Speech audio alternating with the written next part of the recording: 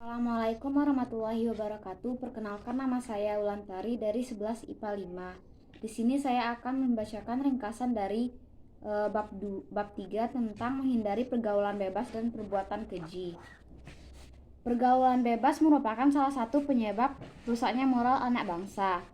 Mereka merasa bebas tanpa diperhatikan oleh orang tua, sehingga mereka kehilangan akhlak mulia yang seharusnya dimiliki oleh para calon pemimpin bangsa.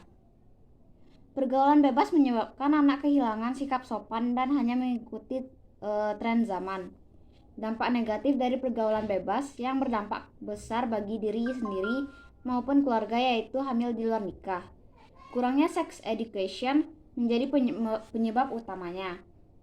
Bisa dikatakan bahwa pergaulan pada masa kini telah memasuki zona yang berbahaya. Dampak negatif dari pergaulan bebas telah memakan banyak korban, mulai dari kerusakan moral dan penggunaan obat terlarang serta hamil sebelum menikah. Pergaulan bebas yang terjadi di kalangan remaja dapat dikurangi melalui peran utama orang tua dan guru. Orang tua dan guru harus memberikan edukasi dan pengawasan yang cukup kepada anaknya. Quran Surat Al-Isra ayat 32 menjelaskan tentang janganlah kamu mendekati zina. Lebih mendalam maknanya balik daripada perkataan janganlah kalian berbuat zina. Maksudnya, bila digunakan kalimat janganlah kalian berbuat zina, maka yang diharamkan oleh Allah hanya perbuatan zina saja. Sedangkan segala sesuatu yang akan mengarah kepada perbuatan zina tidak dihukumi haram. Dan ketika Allah Subhanahu wa taala menggunakan kalimat janganlah kamu mendekati zina, maknanya sangat mendalam, yaitu segala perbuatan yang mendekatkan pelakunya ke tindakan perzinaan adalah haram. Terlebih zinanya itu sendiri sudah sangat jelas diharamkan. Hal-hal yang masuk ke dalam kategori mengantarkan pelakunya kepada tindakan zina sangatlah banyak bentuknya. Di antaranya adalah seperti khaulat atau berduaan antara laki-laki dan perempuan yang bukan mahram di tempat sunyi atau tersembunyi, mengembar aurat, pandangan mata yang liar, dan pikiran atau hati yang kotor. Hamba Allah Subhanahu wa taala yang beriman kepadanya dan Rasulnya hendaknya menjauhi hal-hal yang mengantarkan kepada tindakan zina, baik secara langsung ataupun tidak langsung. Quran Surat An-Nur ayat 2 ayat ini menjelaskan tentang bentuknya hukuman dan tata cara bagi para pelaku zina.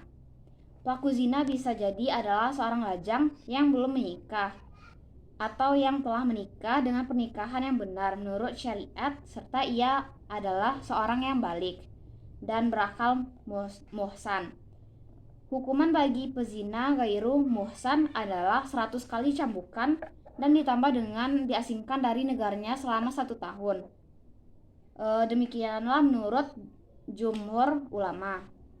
Sedangkan hukuman pezina yang sudah menikah atau muhsan adalah dirajam atau dilempari batu. Dalam melaksanakan ketentuan hukum itu tidak perlu merasa terhalang oleh rasa iba dan kasihan jika benar-benar beriman kepada Allah Subhanahu wa taala dan hari akhir. Pelaksanaan hukuman cambuk itu hendaknya dihadiri oleh sekelompok umat muslim agar hukuman itu menjadi pelajaran bagi orang lain agar jera.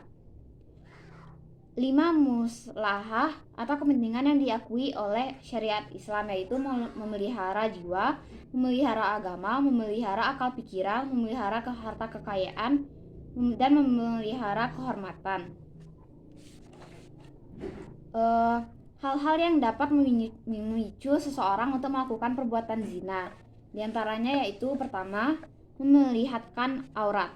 Melihat aurat baik laki-laki atau perempuan adalah haram hukumnya. Melihat aurat secara langsung maupun tidak langsung seperti melalui video atau gambar ternyata bisa menimbulkan dan membangkitkan gairah seks. Gairah ini tidak salah apabila disalurkan melalui sesuai dengan hukum Islam. Namun gairah ini bisa menjadi masalah jika disalurkan tidak sesuai dengan hukuman Islam, seperti melamun yang tidak diperlukan, berpacaran, berdua-duaan dengan lawan jenis yang bukan mahramnya. Allah Subhanahu wa taala memerintahkan kaum mukmin untuk menjaga pandangan mata terhadap lawan jenis, karena hal ini dapat mengantarkan kepada perbuatan zina. Demikian pula Allah Subhanahu wa Ta'ala memerintahkan kepada perempuan agar menahan pandangannya terhadap laki-laki serta menjaga kemaluannya. 2. Mendengarkan hal-hal yang mengundang hawa nafsu. Banyak sekali lirik lagu yang mengantarkan atau yang isinya mengajak kepada hal-hal yang buruk, seperti rayuan, berpacaran, berselingkuhan, dan sebagainya. Biasanya bisa mengantarkan ke pelakunya untuk berhayal dan berangan-angan yang tidak baik. Ini yang berbahaya dan harus dihindari. Oleh sebab itu, dengarkanlah banyak hal yang bermanfaat dan yang akan dapat mengajak kita untuk selalu ingat kepada Allah Subhanahu wa Ta'ala. Pergaulan bebas. 3. Pergaulan bebas laki-laki dan perempuan. Interaksi laki-laki dan perempuan ini dikatakan baik dan sehat apabila tidak melanggar aturan atau etika sosial, budaya, dan agama. Sebaliknya, pergaulan yang tidak memperdulikan norma atau etika sosial, budaya, dan agama adalah pergaulan bebas. 4. Berduaan dengan lawan jenis yang bukan mahramnya atau pacaran. Khalwat dalam bahasa Arab berarti berduaan di suatu tempat di mana tidak ada orang lain atau adanya orang lain. Namun pembicaraan mereka tidak bisa didengar oleh orang lain. Berdua-duaan dengan lawan jenis mungkin sekarang hanya dianggap sebagai hal yang sepele. Padahal itu sangat berbahaya dan berpotensi untuk bisa menimbulkan fitnah dan mengundang setan. Menimbulkan fitnah artinya bisa menyebabkan orang lain berprasangka buruk terhadap pelaku dan disebarkan kepada orang lain sehingga menjadi fitnah. Sedangkan mengundang setan artinya mengundang perbuatan-perbuatan yang asusila. Sekian, terima kasih. Mohon maaf apabila ada kata-kata yang salah. Assalamualaikum warahmatullahi wabarakatuh.